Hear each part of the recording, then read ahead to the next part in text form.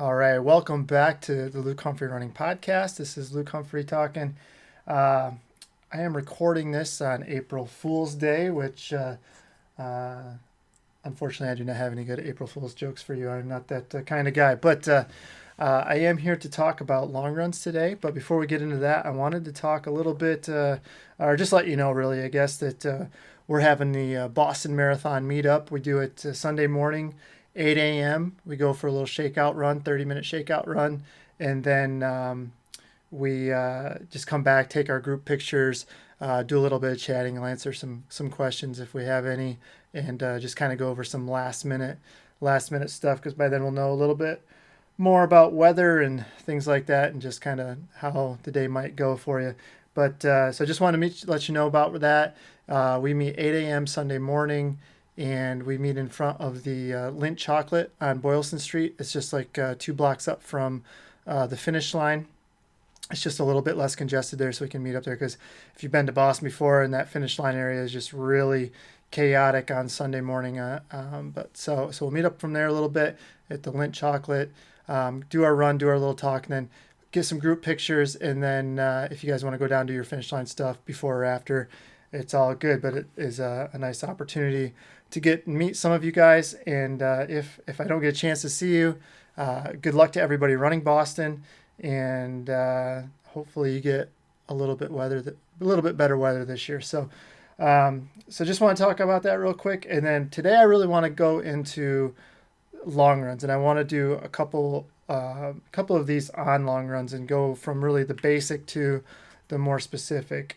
I was looking back at some blog posts I've done. It was more like 4 or 5 years ago now.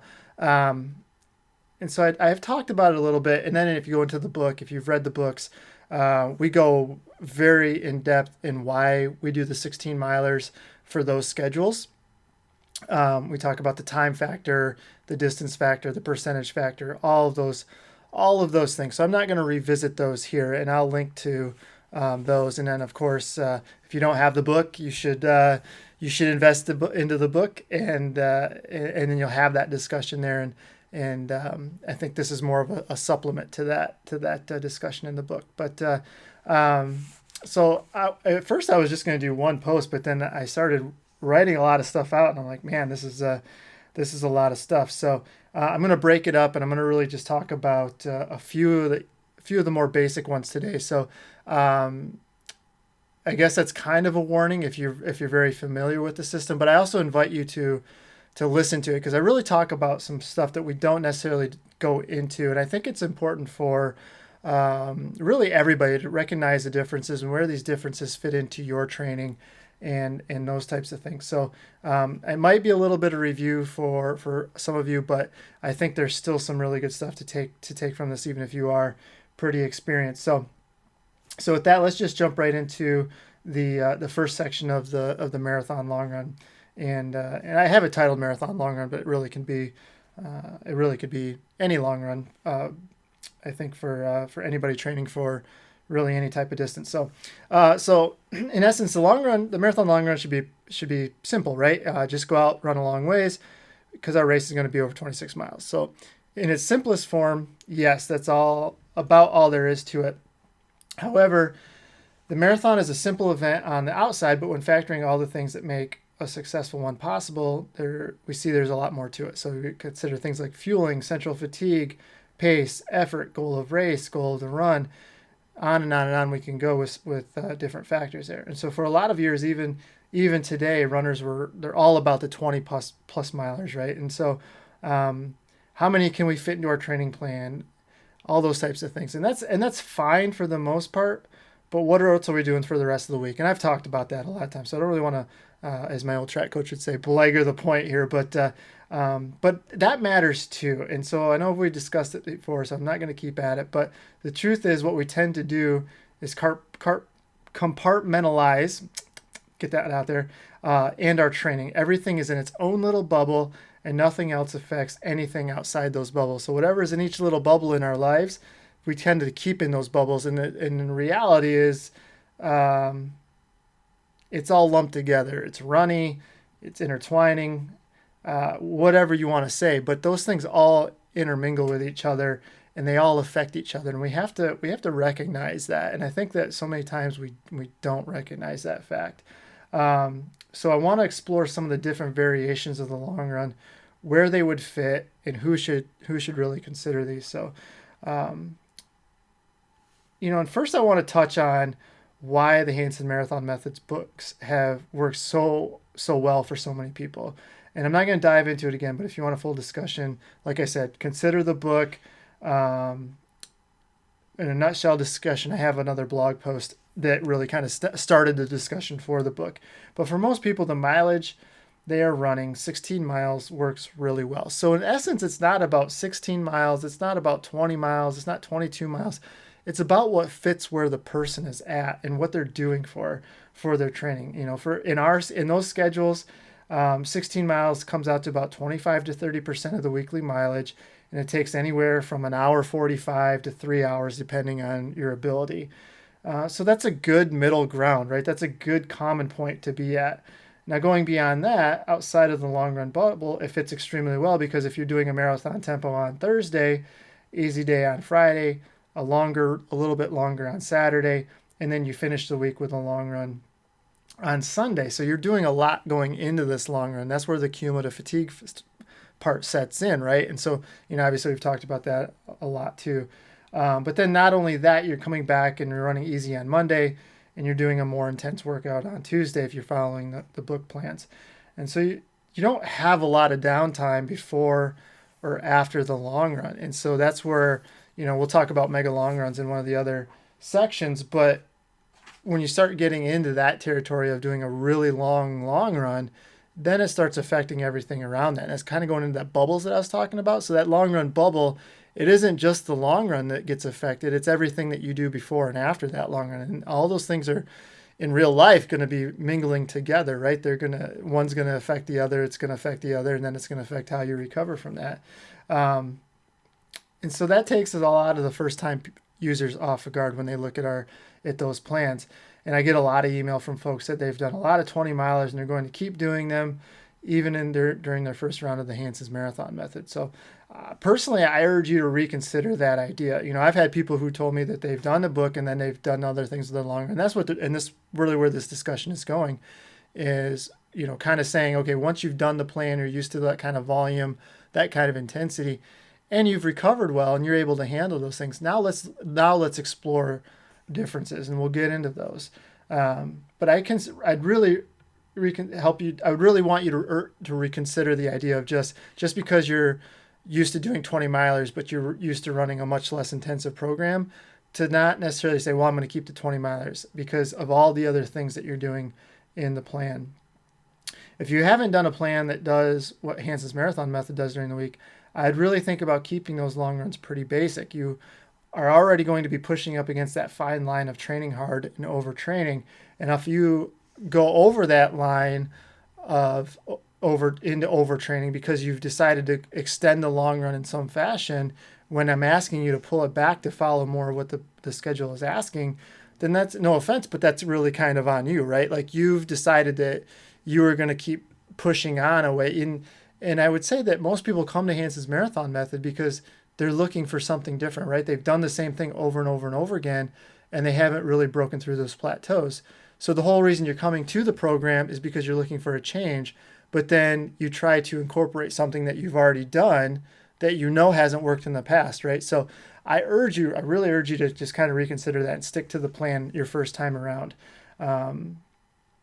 Now, saying that, there's a lot of different ways to adjust your long run depending on what your ability and what your goal is. But again, I'd say if this is your first time using Hansen's Marathon Method, then stick with that and then expand your horizons off from that. So this might even be more towards somebody who's gone through the plan a few times and now are looking a way to spice things up a little bit because this is like their third or fourth time on the plan. All right, so what are the main long run types, right? They are going to be, the first one is really the long, slow distance. And this is the one probably most everybody is used to, right? The LSD run, the long, slow distance. This is your traditional easy long run. The most basic development we're trying to build with this is our basic endurance. For a lot of people, it's simply about being able to know what they can cover the distance, that they can cover the distance, correct? Like they just want to know that they can get through 26 miles. And that's why they really say, well, I have to run 20 because mentally I can, if I can get to 20, I can get to 26. But in reality, most of you who've run a marathon realize the marathon doesn't even start at 20 till 20 after 20 miles, right? So that's when it's 20 miles is really like kind of the psychological halfway point. So just getting to 20 really doesn't do much for you from that aspect, in my opinion. With this run, we are building the foundation of endurance performance through the same adaptations that we'd build with an easy run, plus a little bit extra. But we're preparing our muscles, our tendons, our bones to be able to handle the demands of running that far. And we're building the basic, metabolic adaptations to running, right? We're building cardiovascular fitness, the metabolic. We're going to be able to burn fat better and save carbohydrates better through mitochondrial development and all of those good things we've talked about in the past. But it's essentially a long extension of an easy run. So who is it for? To me, this is the foundation of long runs, and it's for all levels of runners. At any point of a schedule, a person could be doing a long, slow distance long run. From introductions to long runs to the elite, the nice, easy long run should be a staple. This is not something you should just shy away from after you get to a certain point in your training. From this run, everything else builds. For instance, it's an easy transition from this type of long run to, say, a fasted or a fueled long run. Honestly, they a lot of times will overlap. Like you'll do a LSD run with a fast, or LSD with a fueled, or LSD progressing into a more moderate pace long run. All those things. So it's really where everything starts. An LSD type of long run might easily be pushed aside, but I encourage you to come back to it every now and then, especially if you're not feeling the most spunky, or if you're into a really long training cycle. A long, easy, long, slow distance run can really help bring you back from the brink. It is the perfect way to get something in above and beyond what a regular easy day, but still allow yourself to be able to recover from a previously hard week, or to be ready to rock an upcoming hard week. So the timing of LSD runs for the beginner, this type of run might be all that you focus on. There might be a lot of trial and error with these too, which I'm completely fine with. There's a lot of temptation to start out a little quick, only to find yourself fading the last several miles. Initially, I think that's fine, right? I think as long as you're learning from those experiences and adjusting, that's fine. Because it can teach some valuable lessons in patience, dealing with discomfort, and encourage you to develop pacing strategy. As you become more fit and endurance improves, focus on running these in even or a negative split. Try not to get in the habit of going out even harder and fading even harder. That's because you tend to race how you train, and if you're training all the time to go out hard and fade, that's probably what you're going to do in the race.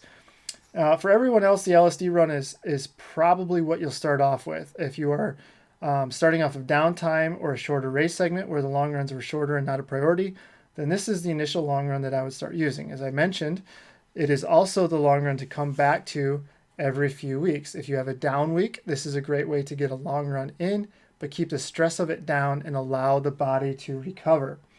And that's where I think some people get misguided as they get further and further into a segment. They feel like everything's got to be faster and faster and faster. So that's it for the long, slow distance run. And that's really the staple of where everything's coming in from. So then you can graduate up to the moderate, steady long run. And this is the next logical step in progression. And you might even drift into these type of long runs without even trying. Ideally, it's picking up your pace as the run progresses. But I see a lot of runners start out moderate, fade to the slower end of their pace range. So they get to the moderate end of their pace range and fade to a slower end of their pace range. So if you have read our books on or used our training pace calculators, you'll see an easy, sometimes A and B, moderate, and then a long run pace. And many times people view those as hard line zones. Like that's where they have to be. They have to be right there. They have to stay in that for the entire run. And the truth is, it's a spectrum, right? It's for beginners, they may start out at the slower end of easy pace range and put their focus on just being able to cover the distance. And that's perfect. That's all we're looking for with those people. We're just learning to cover the distance, covering up as much ground as we can. As they improve and covering the distance is no longer the issue, we can then pursue running these faster. As more experienced runner, they may start out in the easy range of the zone, but as they warm up and get into the long run, they gradually pick it up the pace, and then they'll go into the moderate zone, and then eventually the long run zone, which is a little bit kind of the way I had it before. It was kind of encompassed with the moderate zone, but now it's really kind of its own feature, because I don't think you should go into that unless you're in a long run and you're training specifically for to be in that zone. So that's why I've kind of separated them. By definition, it's still a pretty comfortable run from a breathing standpoint. There aren't necessarily testing any of our thresholds, lactate thresholds, anaerobic thresholds, but we may have shifted away from what would naturally be considered as an LSD type of run. So who is it for and when should you do it? This might be the goal of the newer marathoner or the newer runner. They might just want to be able to progress from just being able to cover distance into getting into not only covering the distance, but then running them a little bit faster into the moderate range of their easy paces. They may want to shift away from general endurance building to specific endurance building by the end of their training segment. And for more experienced runners, it might be where they start out in the beginning of trainer and then consider it a maintenance type of long run. The beginner might have this as their quote unquote big test a few weeks out from the race, where they can cover, say they want to cover 16 miles, all of it in their moderate range. That might be a great big test for them. And the veteran might use this as a long run to begin their taper. So they've done a bunch of harder long runs, and then as they get into that 2-3 weeks out, then they do their last long run. This might just be, kind of a step into that taper by still doing a long run, but backing that pace down into something that's more easy to moderate, steady type of long run. So then from there, we can go into fasted and depleted long runs. So I want to talk about this next because it's really the next logical step in long runs, whether or not you're fueling before and during these runs. And this is really a hang-up point for a lot of people I've noticed over the years. They are also the simplest factors to manipulate during a long run. The fasted long run has really caught a lot of buzz over the last few years, but I think it is a little bit misconstrued. So let's discuss what it actually is. And the fasted long run is just as it sounds. It's a long run where we run fasted. So if you're running this in the morning, it means you slept all night without any food, got up, didn't have any food, and then you went for a long run. However, to me, and these are also, so fasted long runs and depleted long runs kind of are lumped together, but I see fasted long runs as what I just described, and I see depleted long runs as potentially having food before the long run and then depleting your fuel stores throughout the run. So you might have had something before, but then you don't take any type of calories in during the actual long run. To me, that's a depletion run. Like you're depleting, your stores are full, and then you're depleting them because of the run. Where fasted to me is you're starting at really low levels. They're not anywhere near being full levels, and then you're depleting those even further and digging really deep into the well throughout the long run. So despite that difference, I found it hard to find any research on those differences, although I think it's pretty significant. And so for the sake of ease, we're going to just use depletion and fasted as the same. Glycogen stores are and or continue to be depleted through the run. And the reason people are doing fasted runs is to try to get the body to become quote unquote fat adapted. And by that, I simply mean that you have two primary sources of fuel. The combination of fat and carbohydrates represents about 95% of our fuel sources for exercise. The problem is that we have limited stores of carbohydrate, and we burn through these stores relatively quickly. And under the idea of the fasted long run, if we have low stores of carbohydrate to begin with, let the body use the majority of the rest, we can then trigger certain adaptations to help avoid the problem in the future. One adaptation is that we will trigger the muscle to store more glycogen and try to avoid that situation again. The second is that we train the body to utilize more fat across the pace spectrum. So basically, you store more carbohydrate so you can have more in the system. But then the second part of that is instead of burning, say at marathon pace, you burn 50% carbohydrates, 50% fat, maybe that shifts up to 60% fat, 40% carbohydrate. So now you're stored more carbohydrate and you're using less to run the same pace. So in theory, you are carbohydrate sparing. So maybe before you could get to 20 miles without really bonking. And so by making these adaptations, these two different adaptations, now maybe you get that to 21, 22, 23 miles. So I think a lot of times people think that's going to take them the entire marathon. That's not the case. You're still going to have to supplement with calories throughout the race, with carbohydrate. But if it gets you a couple more miles off of what you already have inside of your body, that's a huge benefit, because it's going to allow you to run faster with less energy use as far as from a carbohydrate standpoint. And it's going to allow you to take you further before you actually hit a wall. So maybe if you hit a wall at 22 instead of 20, that might be like 4 or 5 minutes you save, right? So it might seem trivial, but it is, I guess, from an outside looking in standpoint. If you're a normal person looking in, like, why would I want to do that? And for that little bit of an adaptation. But the truth is, from a performance standpoint, it's very significant. All right, so should you try fasted runs? And I did a quick Google search and there's a ton of articles regarding the fast run. There's lots of talk about potential benefits, timing of these runs, but I think you really have to be careful with these. For one, the depletion of fuel sources won't do anything if you don't replace that fuel as fast as you can after the run. In other words, you have to recover really well from these runs in order to reap the benefits. Because remember, like I said, if you get depleted, your brain triggers the body to store more carbohydrates. But if you don't have any carbohydrates that are ready to be stored, there's nothing to do, right? So then it's all for naught. So you have to make sure that if you're doing this, you're getting the carbohydrates in right away. And so I get so much pushback on carbohydrates with training, and people they don't think they need as much as I think they do. And they don't think that the amounts that I suggest is really what they need. And the truth is, it is. And part of this is because of the long run, especially like a long run or even any type of workout that's going to deplete your carbohydrate source. If you don't have anything to replace it with, don't expect those adaptations to occur. And so I can't stress that enough. If you do this, you have to get the carbohydrates in right after. So like within 15 minutes, you should be taking carbohydrates.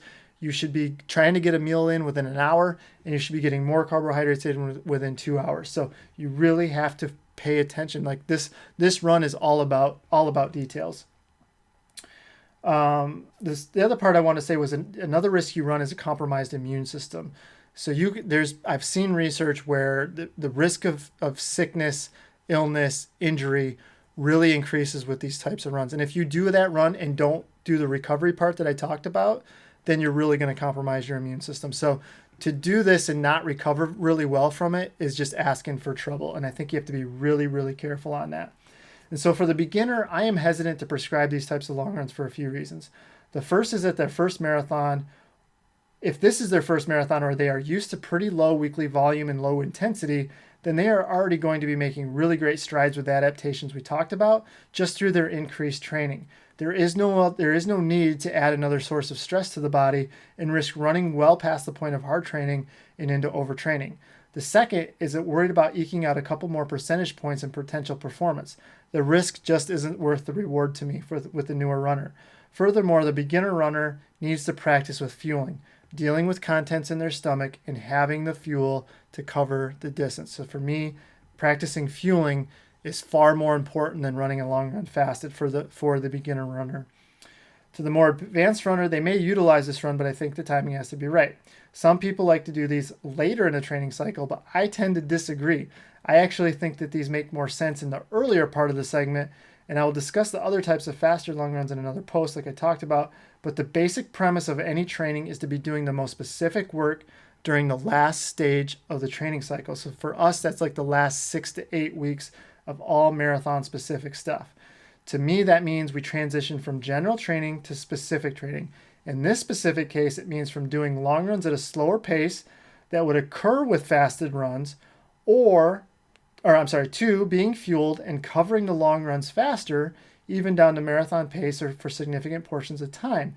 When we do the early long runs in a fasted state, I feel you set yourself up better because you've created those adaptations that are going to help you for the faster long runs later in the training cycle. one, the long runs are shorter. That means they're long enough to deplete your glycogen stores, but not so much that you really increase the risk of illness. So don't take that as a reason not to fuel up after the run. Remember, the fuel afterwards is what it allows the body to adapt. If you want to try these, I say early on is okay. Anything in the last 6 to 8 weeks of a marathon cycle should be fueled and performance based. And again, we'll discuss those in another topic. Whew, okay.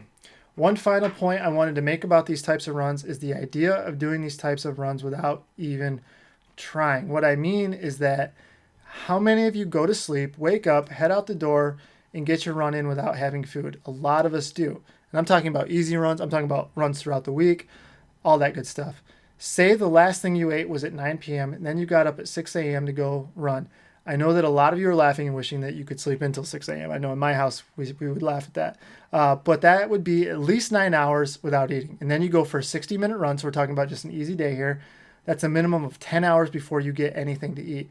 And for some of you, that might be over 12 hours. So the point is that you're already depleted and then deplete even further during just a regular easy run. And while that might not be the extreme that a long run would be, it's still enough to trigger and stimulate the training adaptations. It might not be at the dose the long run would be, but if you're doing that 3 to 5 times per week during the weekdays when you're working, the overall stimulus is pretty high. So it's a little bit every day. So consider that as you look into mapping out how you want your long runs to look.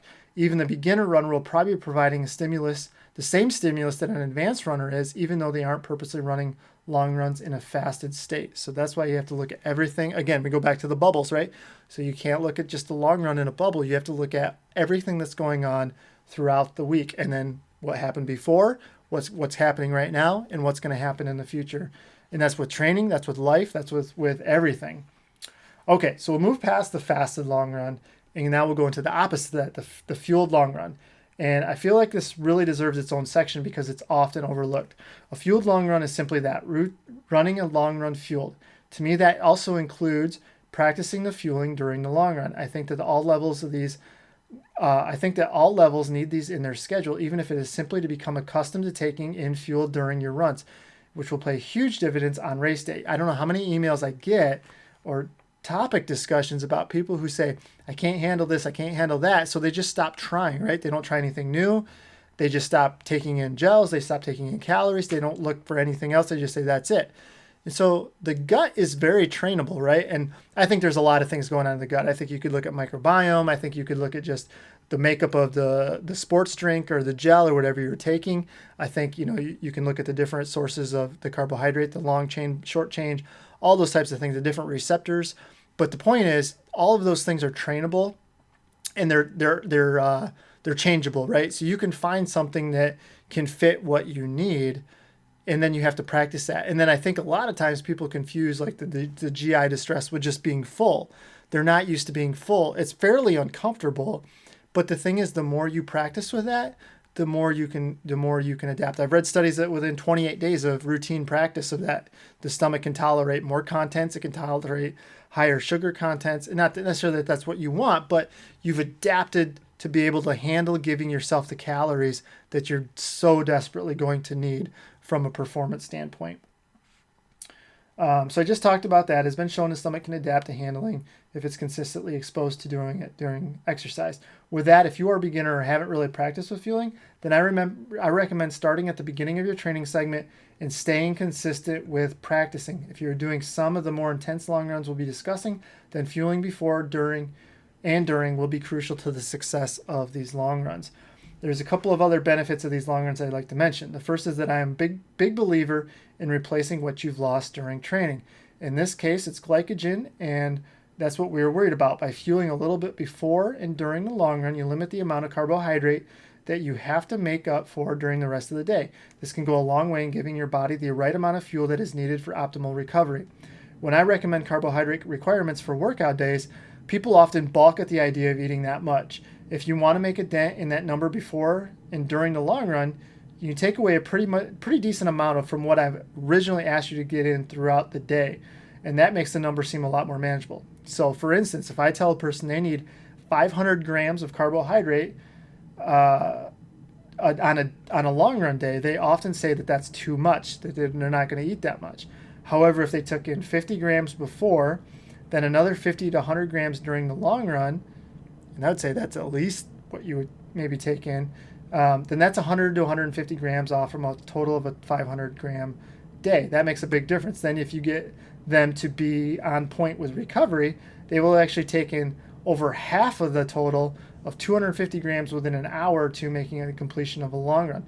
So that 500 now becomes only 250 throughout the rest of the day, because you've already probably taken in 250 before, during, and right after the long run, and that makes a huge difference.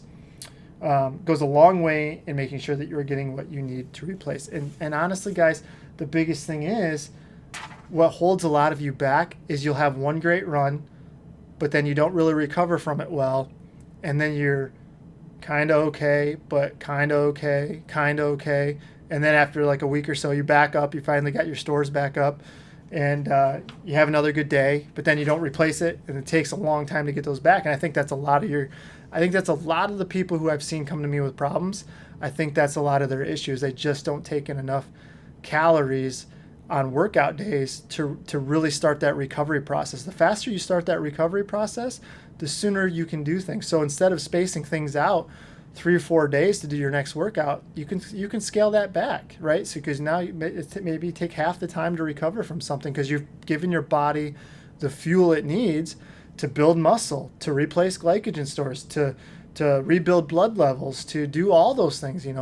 That's what people have to really consider. I think, because when I look at, like, in our Facebook group and people I coach and people in the run club, and I look at what they do, they're training really hard, but I think sometimes they don't give themselves the fuel they need to recover from that and allow themselves to train hard and feel halfway decent, right? Like, I think a lot of it, you could feel a little bit better if you're giving yourself the fuel. So I know I drifted a little bit there, but that's the first part of the long runs, and then we'll get into things like fast finish long runs, Squires types long runs, long run tempos, all those things. We'll talk about those, the mega long run. I'll talk about those in the next post. So I wanted to lay the foundation here, because that's where I think the vast majority of people are, right? And then the more performance-based you are, then you shift into more of the faster type of long runs and a little bit different makeups of the long runs. And, just based on what we give to people, that seems to be where they're at. So we'll talk about that next time. Thank you so much. If you've got the book, you have the main discussion in there. We go into the percentages and all that good stuff. So if you don't have the book, and you love the podcast, you like the podcast, do me a favor and buy the book. Get your friends to buy the books. Hanson's Marathon Method, Hanson's Half Marathon Method, Hanson's First Marathon Method. Any one of them will be good. But I appreciate that allows me to do the podcast. If you want a schedule, we honestly have hundreds of schedules. And it's just if you just go to finalsurge.com and you go to training plans, we're the very first person there. It's Luke Humphrey Running. You see our little H-wing, and you can go 5K, 10K, half marathon, ultra plans, beginning running plans, and dozens of plans, especially in the half marathon and marathon, based on how many weeks you need, how much kind of mileage you want to run. I know a lot of people get intimidated with us with the 6 days of running. I have some 5-day week plans in there, so check them out.